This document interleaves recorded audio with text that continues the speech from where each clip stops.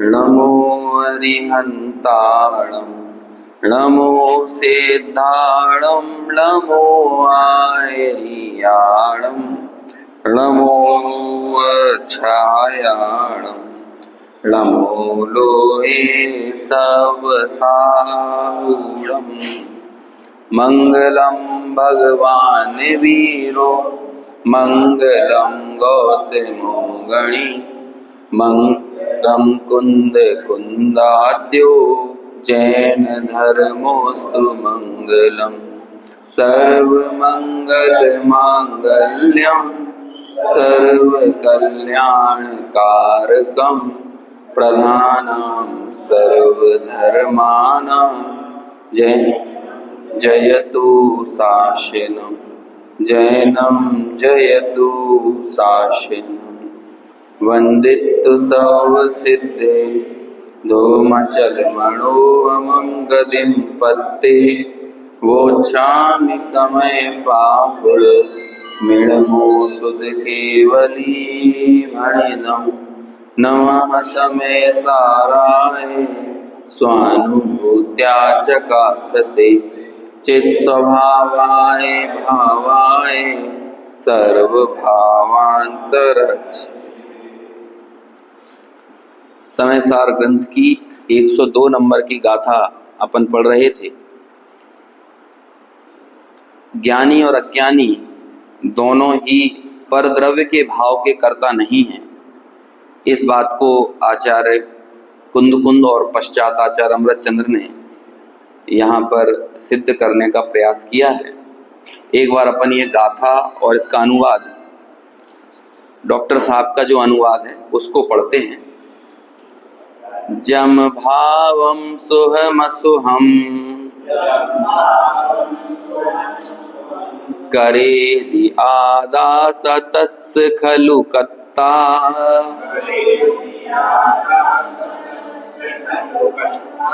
तम तस्य होदिकम्मं सो तस्य दुवेद गो अप्पा।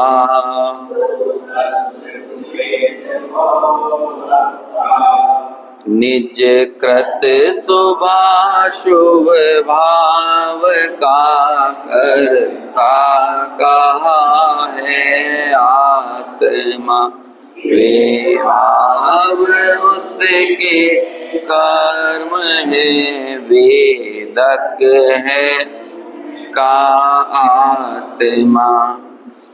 कर्ता कर्म अधिकार चल रहा है, कौन किसका कर्ता है कौन किसका कर्म है, ये सारा प्रकरण लगभग यदि इस 102वीं गाथा को भी मिला लें तो 34-35 गाथाओं से आचार्य हमें समझा रहे हैं। पहले तो उन्होंने ये सिद्ध किया था कि व्याप्य व्यापक संबंध के बिना कर्ता कर्म संबंध नहीं बनता, और यदि कोई दूसरा संबंध है परद्रव्य के साथ तो वो मात्र निमित्त नैमित्तिक संबंध कहा जाता है। पश्चात विकारी भावों का कर्ता आत्मा है, इस बात को सिद्ध किया। लेकिन वो कौन है विकारी भावों का कर्ता, तो बाद में कहा कि अज्ञानी।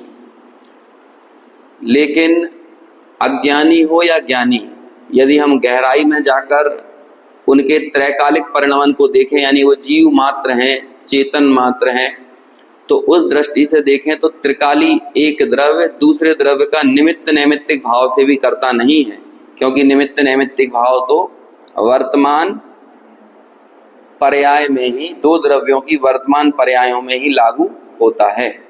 ये दो चार ऐसे हैं जो कुछ सैद्धांतिक नियम हैं, यदि ये नियम अपने को स्मरण में रहेंगे तो सब चीजें एकदम स्पष्ट हैं। जैसे कि निमित्त नैमित्तिक संबंध दो द्रव्यों की वर्तमान पर्याय में ही होता है।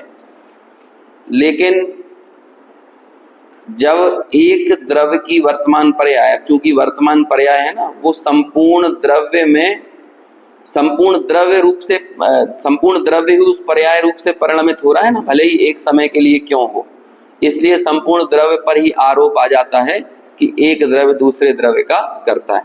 व्यवहार में तो आपको जो लगे, जो मन पड़े मतलब एकदम नीति विरुद्ध बात नहीं करना है, लेकिन जितनी भी तात्कालिक परिस्थितियां हैं उन सब परिस्थितियों को हम व्यवहार नय के कोटे में डाल सकते हैं। लेकिन निश्चय नय तो जो है वो त्रैकालिक सत्य को ही बताने का प्रयास करता है। सार्वकालिक होना चाहिए, सार्वभौमिक होना चाहिए और सार्वजनिक होना चाहिए। ऐसा नहीं होगा कि एक व्यक्ति पे लागू पड़े दूसरे पे लागू ना पड़े, है ना। एक जगह पे स्थान पर लागू पड़े दूसरे स्थान पे लागू ना पड़े, एक काल में लागू पड़े और दूसरे काल में लागू ना पड़े, तो वो निश्चय नहीं है। वो सब क्या है, व्यवहारिक कथन है जो पर्टिकुलर किसी व्यक्ति विशेष पर, किसी क्षेत्र विशेष पर और किसी काल विशेष पर लागू पड़ती है, सब व्यवहार है। तो वो यूनिवर्सल ट्रुथ को जो बताने वाला है ना, वो परमार्थ है। लेकिन आचार्य कुंद ने क्या है कि कई बार ऐसा किया कि जैसे कि अशुद्ध नय लिखा नहीं उन्होंने, लेकिन सीधे लिख दिया कि निश्चय से विकार का कर्ता आत्मा है। अब उन्होंने अशुद्ध निश्चय नहीं लिखा, लेकिन हमें ये लगाना पड़ेगा कि अशुद्ध निश्चय नय की बात है यहाँ, क्योंकि निश्चय के तो दो भेद होते हैं ना, शुद्ध निश्चय नय और अशुद्ध निश्चय नय। अब शुद्ध के भी तीन भेद हो जाते हैं, एक देश शुद्ध निश्चय नय, साक्षात शुद्ध निश्चय नय और परम शुद्ध निश्चय नय। तो ये हमें प्रसंग अनुसार चीजों को देखना पड़ेगा। ये काम अमृतचंद्र ने नहीं किया, ये काम जयसेनाचार्य ने किया है। जयसेनाचार्य व्युत्पत्ति में जाते हैं किसी भी शब्द की, कि इस शब्द की व्युत्पत्ति क्या है और यहाँ पर कौन सा वास्तविक नय लगता है। तो ऐसे खोल खोल कर विवेचन किसने किया है, जयसेनाचार्य ने।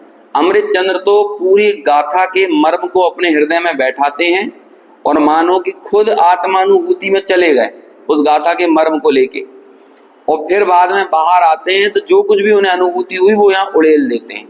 उन्हें ये समझ में नहीं आता कि दूसरे लोगों को बात समझ में आ रही है कि नहीं आ रही है, कि ये नय लगा पाएंगे कि नहीं लगा पाएंगे, उन्हें क्या लेना देना है ना। इसे ऐसा कह सकते हैं हम, एक होती है व्याकरण की भाषा और एक होती है आम बोलचाल की भाषा। समझ में आया। तो अमृतचंद्र ने तो क्या किया है, समझाने का कोई प्रयास नहीं किया है, लेकिन जयसेनाचार्य ने बोलचाल की लहजे में समझाने का प्रयास किया है। अमृतचंद्र ने तो समझ लो व्याकरण शास्त्र की गहराइयों में जैसे जितनी उन्हें आत्मा की महिमा आई, वैसे विशेषण लगा लगा कर वो उस बात को लिखते चले जाते हैं। ज्यादा व्याकरण की भाषा को बोलते हैं मृत भाषा, है ना, और बोलचाल की भाषा को बोलते हैं जिंदा भाषा। ऐसा क्यों है, क्योंकि जिंदा आदमी बोल रहा है ना, इसलिए जिंदा भाषा है, और व्याकरण की भाषा तो शास्त्रों में रह गई। लेकिन चूंकि अब हमें अतीत में जाकर उन आचार्यों के मर्म को हम खोल रहे हैं, तो हमें अनुभूतियों का भी साक्षात्कार करना है ना। इसलिए एक बात हमेशा ध्यान में रखना चाहिए कि हमारे आचार्य तो एहसास तक पहुंचाने की कोशिश करते हैं, लेकिन हम अकेले अल्फाज सुनकर रह जाते हैं। एहसास यानी होता है वो अनुभूति तक ले जाने की कोशिश कर रहे हैं, और हम मात्र शब्द तक सुनकर रह जाएं तो फिर काम नहीं चलेगा, हमें उतनी भीतर की गहराई में जाना पड़ेगा। तो इसलिए वो व्याकरण शास्त्रीय जो भाषा होती है उसके मर्म को बाद के जितने भी लोग हुए, क्योंकि आगे आगे के काल में लोगों की बुद्धि थोड़ी हीन होती गई ना, तो ये जयसेनाचार्य ने भी समझा कि भाई अमृतचंद्र जो लिख रहे हैं ये सब लोगों को तो समझ में नहीं आएगा। तो जयसेनाचार्य ने फिर खोल खोल के अर्थ किया कि ये इस नय शुद्ध नय में ये नय लगेगा, विकारी भावों का कर्ता आत्मा है, तो वो अज्ञानी के लिए ये बात है, यानी अशुद्ध निश्चय नय से ये बात है। फिर ज्ञान भाव का कर्ता ज्ञानी है, ये किसकी बात है कि ये ज्ञानी के लिए लग गया ना, तो या तो एक देश शुद्ध निश्चय नय की बात है या साक्षात शुद्ध निश्चय नय की बात है। तो फिर परम शुद्ध की क्या बात हुई, कहते हैं परम शुद्ध निश्चय नय से कर्ता कर्म ये दो भेद खड़े ही नहीं होते, वो तो कर्म और कर्ता सब अभेदी हो गए ना, ये कारक चक्र की प्रक्रिया ही लागू नहीं पड़ती, परम शुद्ध निश्चय नय की बात है। तो इस तरह से वो खोल खोल कर पूरा अर्थ हमारे सामने करते हैं। अब लेकिन जिन लोगों को व्याकरण का बहुत रस होता है ना, तो व्याकरण को ऐसे ही छोड़ते नहीं है, वो तो ऐसा कहते हैं, कई बार तो व्याकरण शास्त्रियों ने ऐसा कह दिया बताने के लिए, एक संस्कृत का श्लोक आता है, अची कमत न जानाति यो न जानाति बरबरी, है ना, और अजरघा यो न जानाति तस्य कन्या न दीयते, है ना। जो व्यक्ति अचीकमत कैसे बना ये नहीं जानता, जो व्यक्ति बरबरी कैसे बना ये शब्द नहीं जानता, और जो व्यक्ति अजरघा ये शब्द कैसे बना नहीं जानता, उसे कभी कन्या नहीं देना चाहिए। व्याकरण शास्त्रियों ने लिखा, मतलब कहना इतना ही बुद्धि नहीं है इनके अंदर कि इन्हें ये ऐसे लिखे हैं सूत्र कि अची कमत। अची कमत इसलिए लिखा कि अची कमत इतना जटिल शब्द है कि मूल धातु होती है कम, और उसमें इतने सारे सूत्र लगते हैं कि कम से अची कम बन जाता है वो, और फिर अची कमत बन जाता है ना। इतना विस्तृत काम है। कहते हैं हम सब अपनी कन्या ऐसे बुद्धिमान आदमी को तो दो जो अची कमत कैसे बनता है ये जानता हो, जो नहीं जानता उसे क्या दो। तो यहाँ वो ये नहीं कहना चाह रहे कि कन्या दो कि ना दो, वो ये कहना चाह रहे हैं कि तुम इतने विद्वान बनो कि ये जानो कि अची कमत कैसे बना है। ऐसे ही जो व्यक्ति नए नहीं जानता, आचार्य ऐसे कहते हैं कि ये नए नहीं जानता तो अनुभूति की बात क्या सिखाओगे। तो वो ये नहीं कह रहे कि तुम नए के पारंगत बनो, बल्कि वो ये कह रहे हैं कि अनुभूति तक पहुंचने की जो ईमानदारी चाहिए, जो विशेष प्रज्ञा चाहिए, उसके प्रज्ञावान बनो, मतलब भेद ज्ञान में समर्थ बनो। इसलिए वो नयों के ऊपर इतना जोर देते हैं। तो ये जय सेनाचार हुए, ये जितने नए चक्र लिखे ना इस कली काल में, सब समय सार समझने के लिए लिखे। मैं कई बार दोहरा चुका हूं ये बात। अब इससे हमें ये बात थोड़ा गले उतरना चाहिए कि समय सार को समझना सब आचार्यों के लिए कितनी बड़ी चुनौती रही कि उन्होंने इस समय सार को समझने के लिए नए चक्र लिख दिए। सब है, चाहे देव सेनाचार का नए चक्र हो, चाहे माइल्य धवल का नए चक्र हो, है ना, और भी जो नए चक्र लिखा है वो सब इसीलिए। और ये जयचंद जी छावड़ा जो भावार्थ लिखते हैं इसमें भी वो नयों का प्रयोग करते हैं। फिर जय सेनाचार्य ने जो भावार्थ लिखा उन्होंने भी नयों का प्रयोग किया। तो इससे समझ में आता है ना कि यदि आप बिना नए के समय सार को पकड़ने जाओगे तो बीच में कहीं गलतियां होने की संभावना है। इसलिए परवर्ती आचार्यों ने नए लगाए हैं। अब ये हमारी जिम्मेदारी होती है कि जब हमें अमृत चंद्र के शब्दों में या वाक्यों में कहीं नए दिखाई नहीं देता तो हमें लगाना है वो नए। अब ये तो बोल देंगे कि अब जैसे गाथा लिख रहे हैं, अब गाथा तो संक्षिप्त होती है ना, उसमें तो लिख देंगे, है ना, उसमें लिख देंगे परमार्थ से ऐसा कहा है, निश्चयेण ऐसा कहा है, निश्चय से ऐसा कहा है। लेकिन कौन सा निश्चय, कौन सा परमार्थ? वस्तुतः ऐसा कहा है। अब वस्तुतः का मतलब क्या है? एक और शब्द होता है खलु। अब खलु में क्या लगाना है? अब ये कहेंगे आत्मा परभाव का करता है और गाथा में खलु लगा हुआ है। अब क्या करोगे आप? लोगों ने समय सार को समझने में गलतियां की हैं, इसलिए बता रहे हैं। अब ये जो कुछ शब्द है ना, वैसे खलु का मतलब होता है वास्तव में या निश्चय से। एक ही शब्द होता है हाँ में छोटी की मात्रा, उसका मतलब भी होता है निश्चय से। एक चा शब्द होता है, उसका मतलब होता है और, है ना, और एक वह शब्द होता है ना, तो उसका भी मतलब होता है वह, मतलब ऐसा भी और भी, इस तरह से प्रयोग करते हैं। तो अब ये चार शब्द हैं, वैसे तो इनके मतलब होते हैं, लेकिन कई बार गाथा में छंदानुरोध से भी इनका प्रयोग कर देते हैं। वहां पर बस वो गाथा पूरी करने के लिए वो शब्द लिखा था, बाकी उसका कोई अर्थ वर्थ नहीं है। कई जगह खलु लिख देंगे, है ना, खलु। हाँ ये अपी वगैरह जो बोल रहे हैं ना, लेकिन वो खलु, चा और कौन सा बोला था मैंने, ही है, और वह, खलु ही चावय है, खलु ही चावय, खलु ही चावय। एक ऐसा संस्कृत में एक कहानी आती है कि एक बच्चा आया, कहता साहब हमसे कविता लिखते नहीं बनती, हम कैसे कविता लिखेंगे? तो कहते हैं कि क्या है कविता लिखने में? तुम तो बस कहीं भी बीच में खलु डाल दो, ही डाल दो, चा डाल दो, वह डाल दो, बन जाएगी कविता। और क्या है, इससे तो और कुछ करने की जरूरत नहीं है। तो अब भैया कवि आदमी पैदा होता है, बनता नहीं है। ये एक स्वाभाविक प्रज्ञा है, सब चीजें ऐसे ही हैं। हर एक कला वो तो बाद में पॉलिश होती है, लेकिन वो मूल कलावान व्यक्ति रहता ही है। यदि उस तरह की आप में सामर्थ्य नहीं हो, फिर आप कितने घंटों सोचते रहो, आपसे नहीं बनेगी कविता। तो अब वो था ही नहीं जन्मजात उस प्रतिभा से संपन्न, अब वो सोच रहा 1 घंटा, अब बहुत सोचा कुछ नहीं बना तो उसने लिख दिया खलु, है। फिर आधा घंटा सोचा, फिर कुछ याद नहीं आया तो लिख दिया चा, है ना। फिर कुछ आधा घंटा सोचा, कुछ नहीं बना तो फिर लिख दिया ही, और फिर कुछ नहीं बना तो लिख दिया वह। तो बस उसने क्या बनाया, फिर 2-4 घंटा सोच के उसमें खल वही चावय, खल वही चावय, खल वही चावय, चारों पदों में यही लिख दिया। अब उनके ये अर्थ तो तब देंगे ये 4 अलग अलग शब्द जब पहले कुछ कविता तुमने लिखी हो अपनी प्रतिभा से, तो बीच में ये डाल दो। लेकिन कोई खल वही चावय, खल वही चावय, खल वही चावय लिख देगा तो कोई इसका अर्थ बनेगा?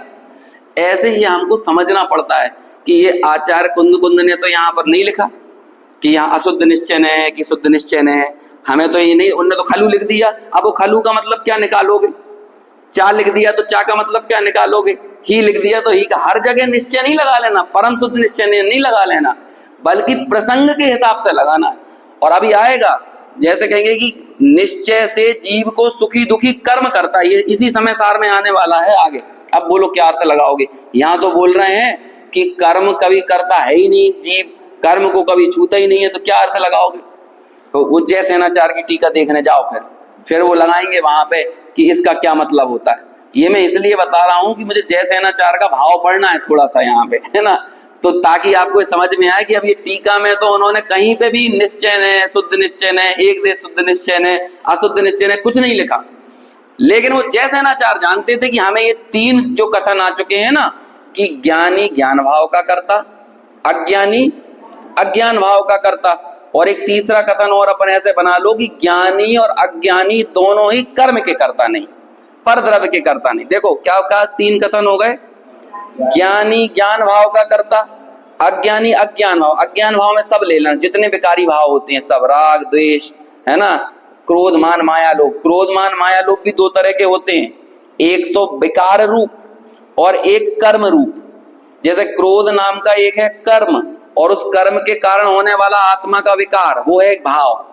समझ में आया ना? तो एक समझ लो कि अज्ञानी वो क्रोध भाव का करता है, ज्ञानी क्रोध भाव का करता नहीं है, ज्ञान भाव का करता है। लेकिन ज्ञानी और अज्ञानी दोनों ही कर्म के करता नहीं है, मतलब वो द्रव्य कर्म के, पुद्गल कर्म के करता नहीं है। तो तीन कथन हो गए ना हमारे सामने, तो अब तीनों में कुछ तो नए लगेंगे कि नहीं? तो इसलिए ये नए अमृतचंद्र नहीं लगाएंगे, ये कौन लगा के समझाएंगे? जयसेन। ये एक मैं इसलिए पढ़ दे रहा हूं क्योंकि हमारी श्रृंखला जो चल रही है वो तो अमृतचंद्राचार्य की चल रही है, हम तो उसी से स्वाध्याय कर रहे हैं ना। अब हमारे दिमाग में स्पष्ट होना चाहिए कि हर एक बात के पीछे क्या क्या विवक्षा कहाँ लग रही है। इसलिए अपन नए समझ लो, छठवीं गाथा से सीखते चले आ रहे हैं, छठवीं गाथा, सातवीं गाथा, 11वीं गाथा, है ना, और भी बीच बीच में जब जब प्रसंग बनाया तो अपन नयों की बात कर रहे हैं। तो वो लिखा हुआ भले ना मिले, लेकिन हमें खुद अंडरस्टूड होना चाहिए कि यहाँ क्या वो कहना चाह रहे हैं। देखो मैं यहाँ जय सेनाचार्य का भाव पढ़ता हूँ, कल हमने ये वाली टीका तो पढ़ी थी, लेकिन एक बार बस जयचंद जी छाबड़ा ने इसी टीका को किस तरह से समझाया है। आचार्य जयसेन तात्पर्य वृत्ति में नए विभाग से इस गाथा के भाव को स्पष्ट करते हुए जो निष्कर्ष निकालते हैं वह इस प्रकार है ना। तात्पर्य वृत्ति टीका कब लिखी? समझ लो 12वीं-13वीं शताब्दी में, और अमृतचंद्र कब हुए थे? लगभग 10वीं शताब्दी में, है ना। तो 250-300 साल का गैप रहा ना दोनों में। 250-300 साल में तो बुद्धि बहुत बदल जाती है। आज आप देख लोगे आपकी बुद्धि, आपके बच्चों की बुद्धि, मतलब मैं ये नहीं बोला उनकी बुद्धि कम हो गई, लेकिन उनकी बुद्धि अलग दिशा में चलने लगी है। आपकी कहीं और चलती थी, उनकी कहीं और चल रही है। 20-30 सालों में ये अंतर हो जाता है, अपनापन बदल, अपनेपन के तरीके बदल जाते हैं। हमारे को हमारे माता पिता के प्रति जो अपनापन था, हमारे माता पिता का उनके माता पिता के प्रति अपनापन था, आज बच्चों का अपनापन थोड़ा सा पॉलिश हो गया है ना, दिखावा ज्यादा आ गया है, एहसास कम हो गए हैं। तो ऐसा होता चला जाता है। तो अब 250 सालों में बुद्धि कितनी बदली होगी? उतनी नहीं बदली होगी जितनी पिछले 25 साल में बदल गई, क्योंकि सोशल मीडिया नहीं था ना तब। तो पहले का परिवर्तन फिर भी मंद था, अब का परिवर्तन और बहुत तेज गति से हो रहा है। पिछले 26 सालों में लोग कहते हैं, बड़े बड़े विचारक, 26 सालों में बुद्धि का स्तर इतना बदला है, भावनाओं का स्तर इतना बदला है जो पिछले 1500 सालों में नहीं बदला। अब सोचो आप कि एक तरफ है 1500 साल का परिवर्तन और एक तरफ है 25-30 साल का परिवर्तन, और अगले 25 सालों में और कितना बदल जाएगा हम कल्पना नहीं कर सकते। समझ में आया? तो इसलिए वो आचार्य समझ लो अमृतचंद्र से जयसेन तक थोड़ा तो अंतर आया, लेकिन फिर भी उतना नहीं आया। वो दोनों ही एक स्वभाव के अवलंबन के, स्वभाव की प्राप्ति के लिए दोनों ही प्रयासरत थे। बस अमृतचंद्र साइलेंटली नए की बात करते थे, जयसेनाचार्य मुखर होके वही नयों की बात करने लगे। तो उनने टीका लिखी तात्पर्य वृत्ति। जयसेनाचार्य की समय सार की टीका का नाम क्या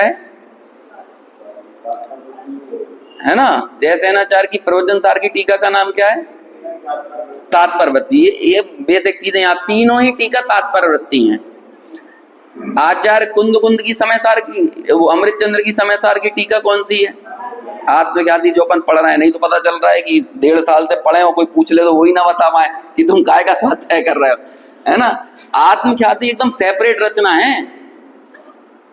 पंडित टोडरमल जी ने मोक्ष मार्ग प्रकाशक में एक लाइन लिखी, यदि आपको सिद्धांत देखना है तो गौमठ सार में देखो, और अध्यात्म देखना है तो समय सार नहीं, आत्मख्याति में देखो। तो अब आप समझ लीजिए कि आत्मख्याति का अध्यात्म कितना गूढ़ है, समझ में आया ना। तो इसलिए उन्होंने अमृत चंद्र की आत्मख्याति को सेपरेटली प्रस्तुत किया, सेपरेटली एकदम इसकी महिमा को अलग से बखान किया।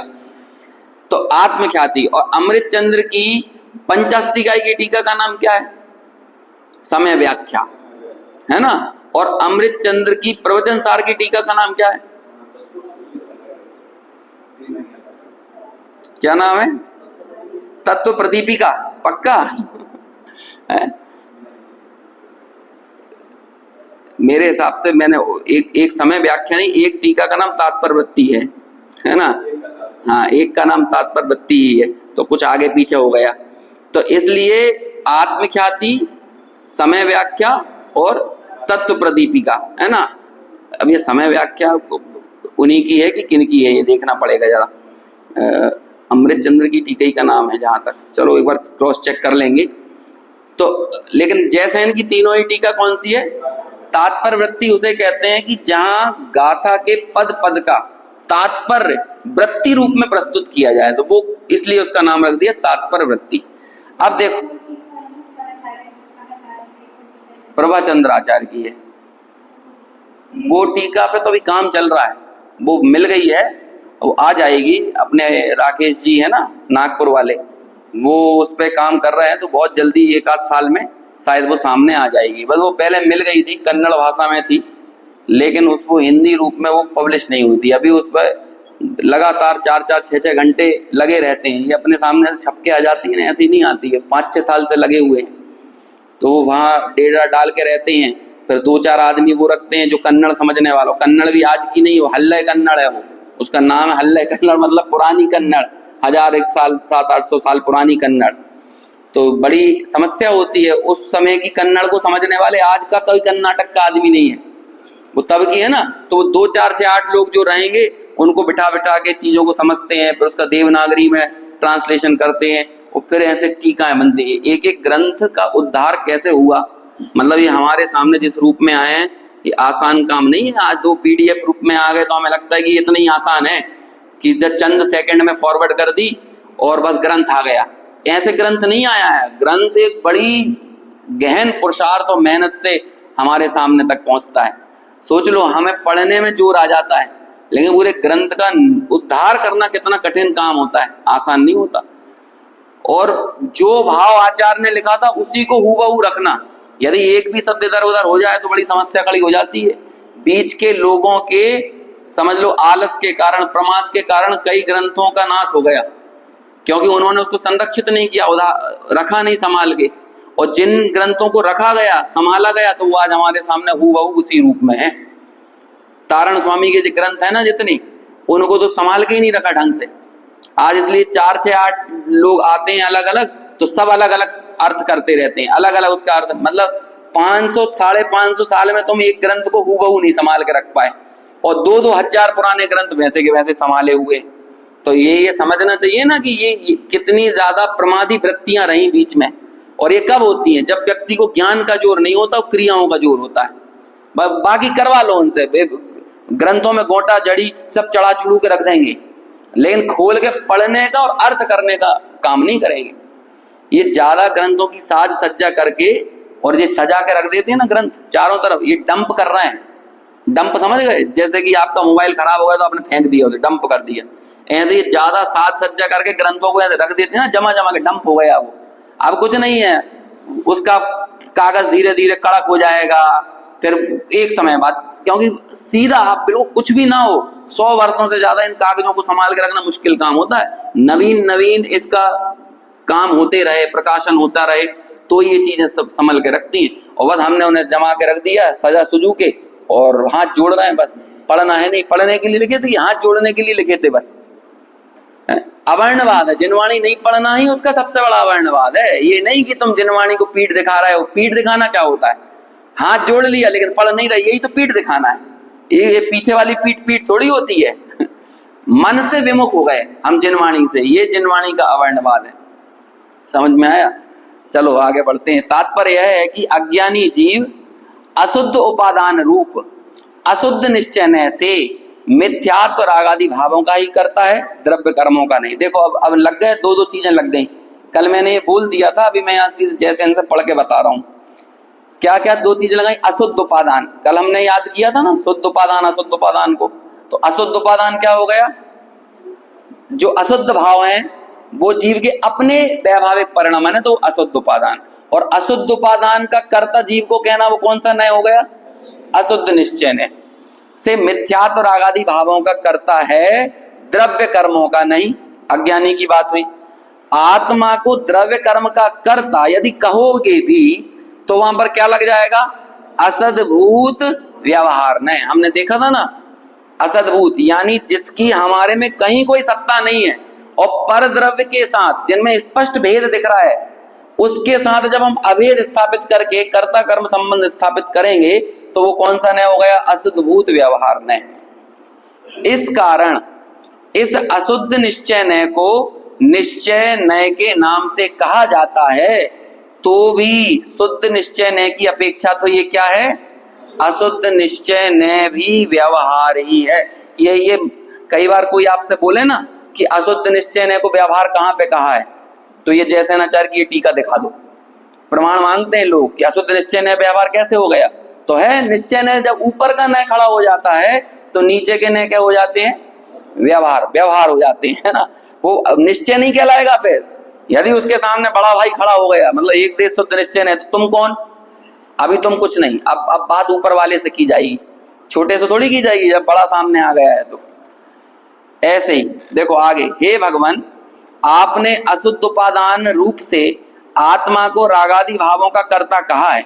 ऐसी प्रश्नोत्तर शैली में भी टीका लिखी है जैसेनाचार्य ने। जो आपको प्रश्न खड़े होते हैं तो पूछते हैं, फिर उसका उत्तर देते हैं, ये पूरी एक शैली है उनकी।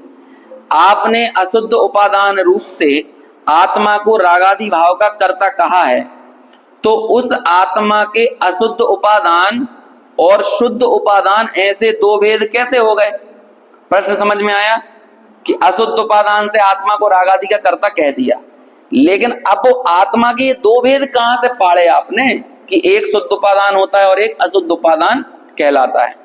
देखो क्या कहते हैं अब, अग्नि के द्वारा गर्म हुए लोहे के पिंड के समान औपाधिक भाव वाला आत्मा अशुद्ध उपादान है। जैसे कि लोहा है, लोहे की मूल प्रकृति क्या है? ठंडी है, शीतल है।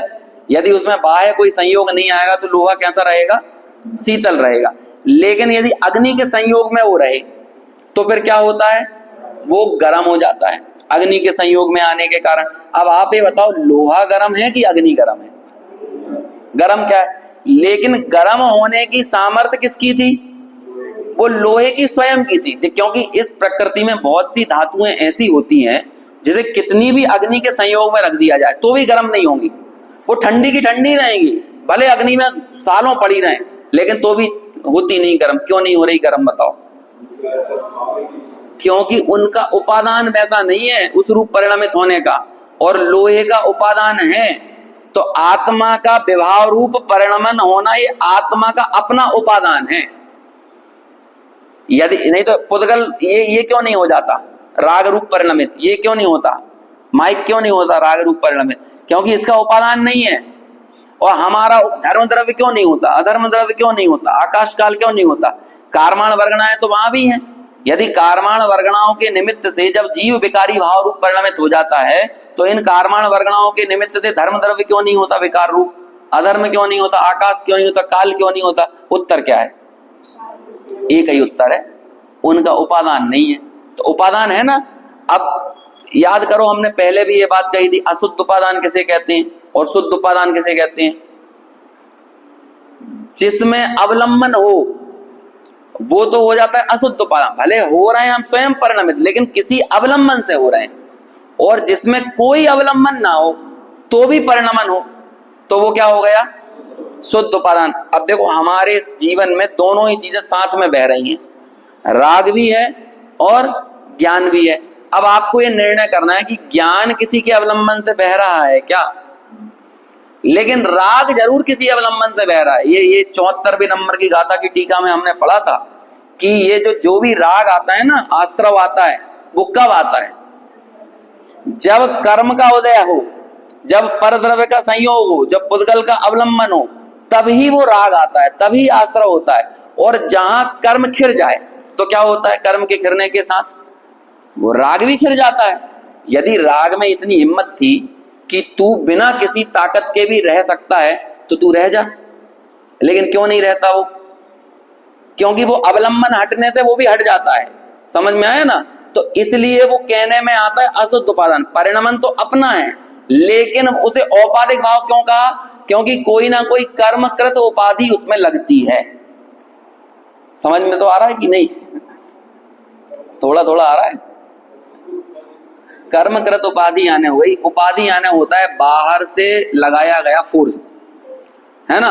बाहर का फोर्स कुछ नहीं कर रहा, लेकिन बाहर के फोर्स का सामने निमित्त नैमित्तिक संबंध ऐसा है कि यदि वो होगा तो ये अपने अनुसार उस रूप परिणमित हो जाएगा। जैसे अग्नि हो, अग्नि तो अपनी जगह पे अपना काम कर रही है, उसके बगल में यदि लोहा हो तो लोहा होगा अपने उपादान से गर्म, लेकिन उसमें बाहरी फोर्स के रूप में किसके ऊपर आरोप आ जाएगा? अग्नि के ऊपर। अग्नि ने उसको गर्म किया है। लेकिन कुछ धातु ऐसी होगी कि जो अग्नि भी हो बगल में और वो धातु भी रखी हो तो भी गर्म नहीं होगी। कुछ होती है ना ऐसी, बहुत सारी धातुएं जो गर्म ही नहीं होती, शीतल ही रहती हैं। बहुत सारी धातुएं इस तरह, मेरे को नाम नहीं आता है।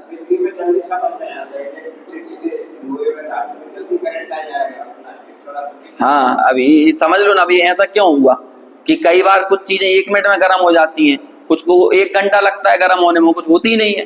तो ये सबकी अपनी अपनी भिन्न भिन्न अभ्रक, वो गर्म नहीं होता ना।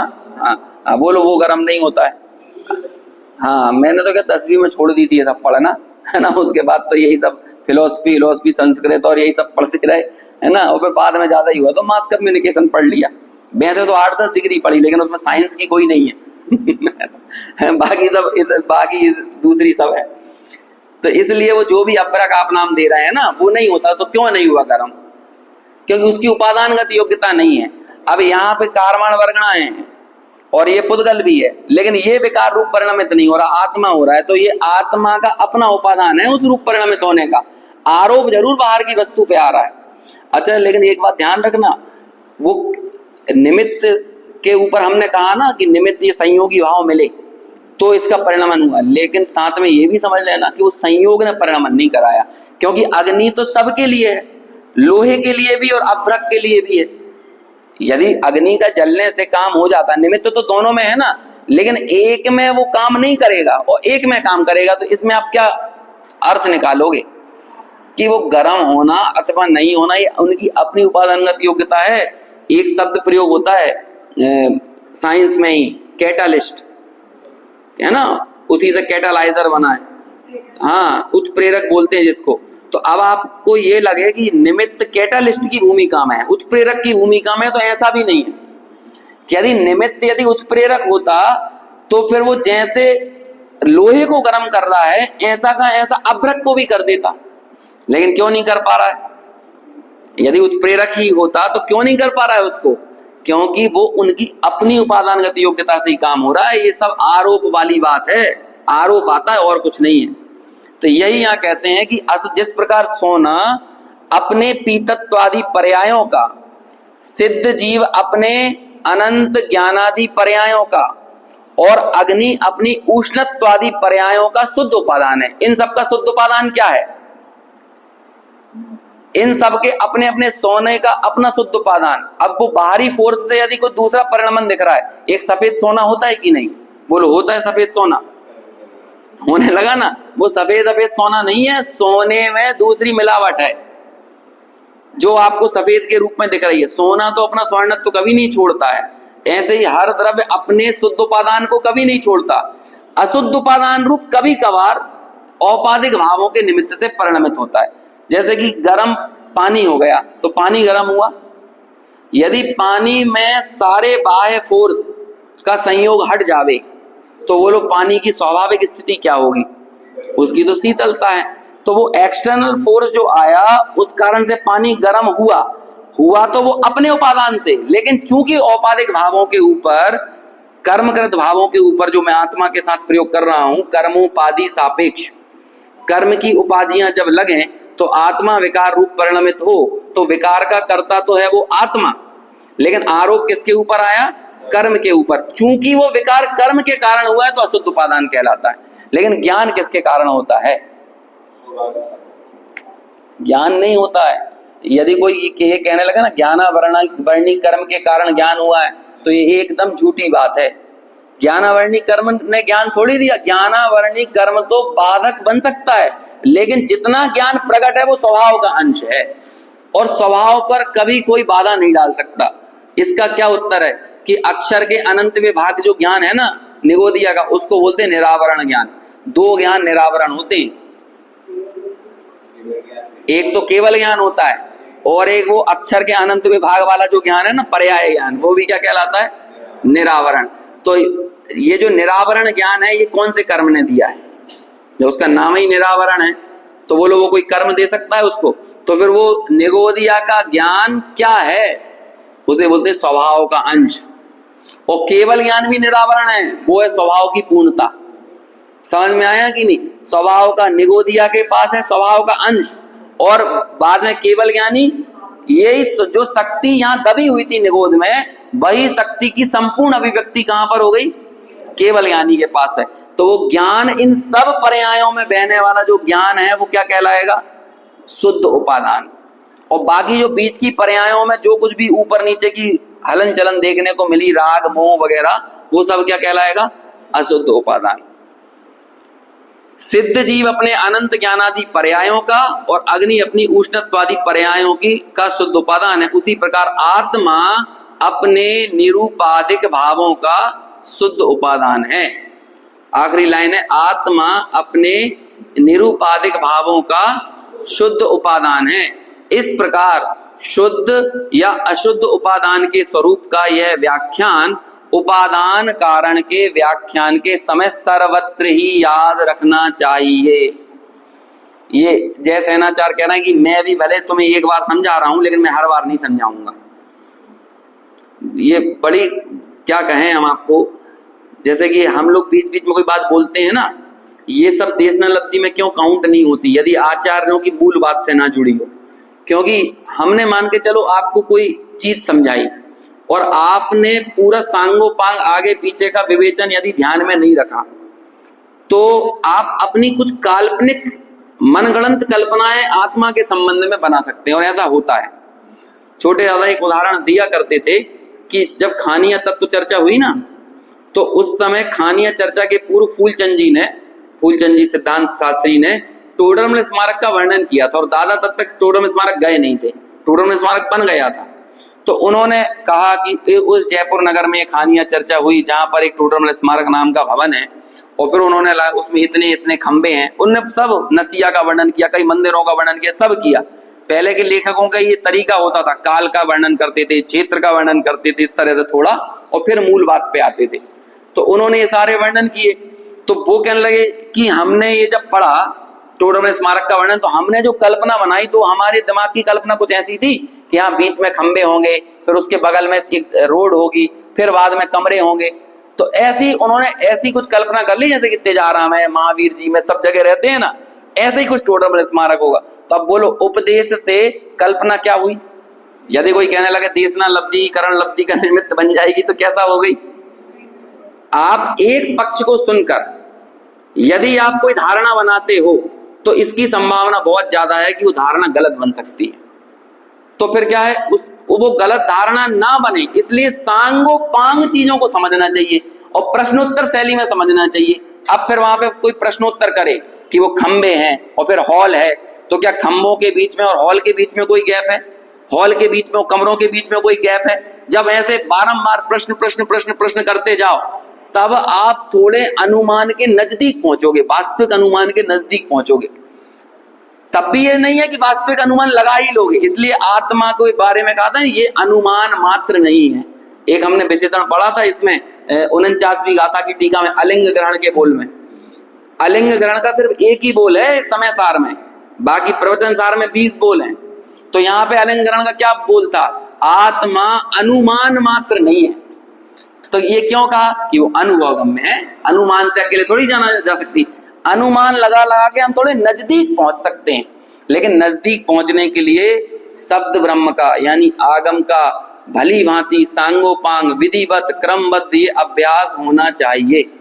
आजकल इस तरह की बातें चलती हैं कि भैया ज्यादा मत पढ़ो, है ना, गुनो चिंतन करो। लेकिन क्या गुनोगे, क्या चिंतन करोगे यदि आपके पास रॉ मटेरियल अच्छा नहीं होगा? तो क्या गुनोगे? ये आपको क्या लगता है? मूल बात तो इस समय सार की एक है, एकत्व व्यक्त आत्मा तक ले जाने की। लेकिन हम वो एकत्व व्यक्त आत्मा तक जाने में कहीं बीच की कहीं उल्टी सीधी गलियों में ना निकल लें। तो इसलिए अलग अलग एंगल से बताते हैं कि आत्मा इस भाव का करता है तो ऐसा, आत्मा इस भाव का करता है तो ऐसा, यदि कर्ता कहा गया है तो इस प्रकार, लेकिन तुम्हें कैसा आत्मा ग्रहण करना है। तो बार बार अलग अलग एंगल से घुमा घुमा के सही ही अनुमान तक पहुंचने के हम करीब हों, सही वस्तु के सही अनुमान तक पहुंचे, और फिर बाद में वो अनुमान हमारे अनुभवगम्य हो, माने हमारा विचार इतना सही दिशा में चले कि स्वयमेव कर्मों की मिथ्यात्व कर्म के अनुभागहीन हो, और वो हीनता ही अपने आप इतनी बढ़ती चली जाए। आपका तत्व विचार ये काम करेगा कि स्वयमेव वो तत्व विचार आपको धका धका के कहां पे डाल देगा? अनुभव में डाल देगा। और यदि पढ़ोगे ही नहीं, संपूर्ण रूप से सांगोपांग ग्रहण नहीं करोगे, तो फिर क्या कल्पनाएं करोगे? आत्मा की कल्पनाएं तो सबने की है, सांख्य मत में है, वेदांत मत में है ना, इस्लाम में भी है, कहां पे नहीं है। लेकिन विधिवत निर्णयात्मक तरह से आगम के सच्चे अभ्यास से जो संकल्पना होनी चाहिए वैसी वहां पर नहीं हो पाती। इसलिए आचार्य यहाँ पर एक आत्मा तक ले जाने के लिए इतने सारे एंगल से बात को समझाते हैं। यदि थोड़ा सा भी डाउट रह गया, देखो लोग बाग वैसे ही नहीं पढ़ते, यदि उनसे कह दो कि ज्यादा पढ़ने की जरूरत नहीं है तो उन्हें मजे पड़ गए उनके, तो वो यही तो सुनना चाहते हैं, है ना। हाँ, ज्यादा नहीं पढ़ना, एक एक सुन के आ गए ना, हम तो वही गुनते हैं, हमने एक बात पकड़ ली, हम वही गुनते हैं। अरे तुम कुछ नहीं गुनते हो, तुम बस फालतू की असत कल्पनाओं में उलझे हुए हो और बैठे खाली ठाले बैठ के अपना प्रमाद का पोषण करना है, मोबाइल चलाओगे, है ना, बाकी वो कुछ नहीं करने वाले हो। और बस जो ज्ञान का मूल काम है, अरे आचार्यों ने मुनि राजों को ये उपदेश दिया है कि मुनि राजों को क्या करना चाहिए। 28 मूल गुणों के पालन से भी ज्यादा जरूरी है आगम का अभ्यास। आगम चेट्टा तदो जेट्टा, ये गाथा मुनि राजों के लिए लिखी है, और हम लोगों को लगता है हमारे लिए कोई जरूरत नहीं है। तो भाई कुछ के कुछ अनुवाद अंदर सट्टी में लट्ठ घुमाओगे, है ना, एक आध कुछ भी उपदेश ले लेंगे।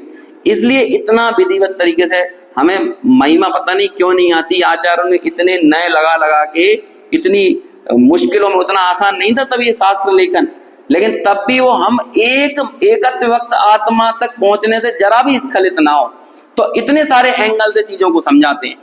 एक समय सार, पक्षातिक्रांत समय सार तक ले जाने के लिए इतने सारे पक्ष बता रहे हैं, और बाद में सब पक्षों को निरस्त कर देंगे और एक पक्षातिक्रांत एकत्व वक्त आत्मा को हमारे सामने रख देंगे 144वीं गाथा में।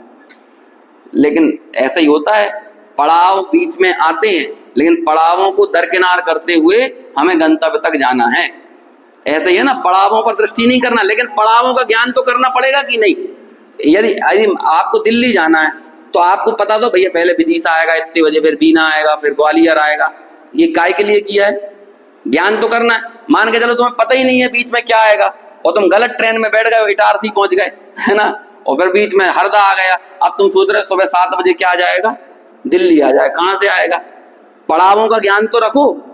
हालांकि पड़ावों में उतरना नहीं है, पड़ावों पर दृष्टि नहीं करना, पहुंचना तो गंतव्य पर है, लक्ष्य गंतव्य ही है, लेकिन बीच में कौन कौन से पड़ाव आएंगे उनका ज्ञान भी आचार्य कराते हैं, और उनको भी दरकिनार करके, उनको छोड़कर, उनको दृष्टि से हटाकर मूल गंतव्य तक जाने का हमें प्रयास करना चाहिए। इसलिए नयों के माध्यम से इतनी विवक्षाओं का आचार हमें ज्ञान कराते हैं। कुल मिलाकर इस पूरी गाथा का भाव इतना ही है। देखो भावार्थ पढ़ लेते हैं, उसमें सारी बात आ जाएगी। नीचे पढ़िए 184 पेज पर।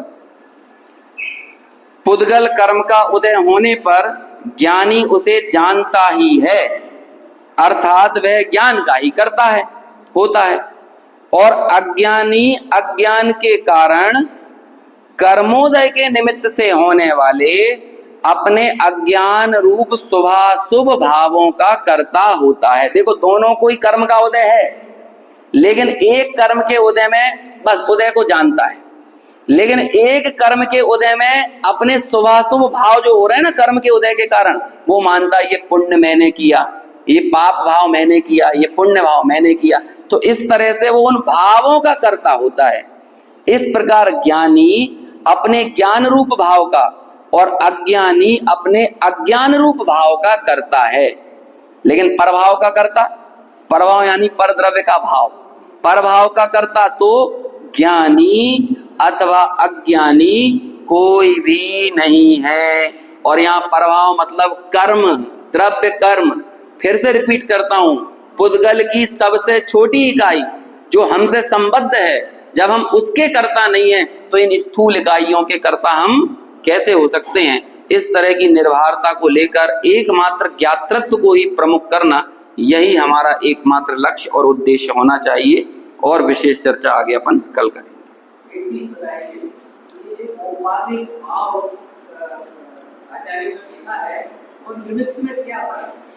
सेम ही है। हाँ, निमित्त जो होता है उपाधि उसे बोलते हैं जो परकृत भाव हो, और परकृत भाव हमेशा पर द्रव्य के ही अवलंबन से अथवा संयोग से आते हैं, है ना। और वो पर द्रव्य के ऊपर जब आरोप आ गया कि इस पर द्रव्य ने मेरा परिणमन कराया, तो इसलिए उन्हीं भावों को, औपाधिक भावों को नैमित्तिक भाव कह देते हैं, कहीं कहीं संयोग भाव कह देते हैं। तो औपाधिक भाव, संयोग भाव, नैमित्तिक भाव, कर्मकृत भाव, अलग अलग स्थानों पर अलग अलग प्रयोग किया जाता है। तो इसलिए सोपाधिक अवस्था बोले, साविकार अवस्था बोले, समझ में आया ना। जो किसी अन्य उपाधि से हो, जैसे कि ज्ञान ज्ञेयों के कारण हुआ, तो ज्ञेयों के ऊपर उपाधि संज्ञा मिल गई ना, ज्ञेयों के कारण हुआ, तो ये नैमित्तिक कथन तो हो सकता है, लेकिन वास्तविक कथन क्या है कि ज्ञान तो ज्ञान से हुआ है, किसी ज्ञेय से नहीं हुआ है। तो अलग अलग स्थानों पर उपाधि शब्द का प्रयोग अलग अलग चीजों को कर सकते हैं। जैसे मुझे राग हुआ तो ये काय से हुआ, कर्म के कारण हुआ, तो उपाधि की संज्ञा किसको मिल गई, कर्म को। मुझे ज्ञान काय से हुआ, ज्ञेयों से हुआ, तो उपाधि संज्ञा किसको मिल गई, ज्ञेयों को। तो जब भी किसी अन्य द्रव्य को कोई संज्ञा मिलती है कि मेरे कार्य के होने में ये कारण बना है, वही कहलाती है सोपाधिक। और जब कोई कारण पर हमारी दृष्टि ना हो, मात्र अपने उपादान पर दृष्टि हो, तो वो कहलाता है निरूपति। ये दो शब्द बहुत नियम सार में तो बहुत प्रयोग है, निरूपति, निरूपति स्वभाव, निरूपति स्वभाव मतलब कोई उपाधि नहीं है, पर द्रव्य का स्मरण ही नहीं करो, मेरा कार्य का कर्ता मैं स्वयं ही हूं। जहां पर इस तरह की धारणा प्रबल प्रचुर रहे, उसे बोलते हैं निरूपति स्वभाव का अवलंबन। तो निरूपति स्वभाव के आश्रय से जीव ज्ञानी होता है, और सोपाधिक भावों में पड़े रहने से अज्ञान को पुष्ट करके अज्ञानी होता है। ऐसी बात है।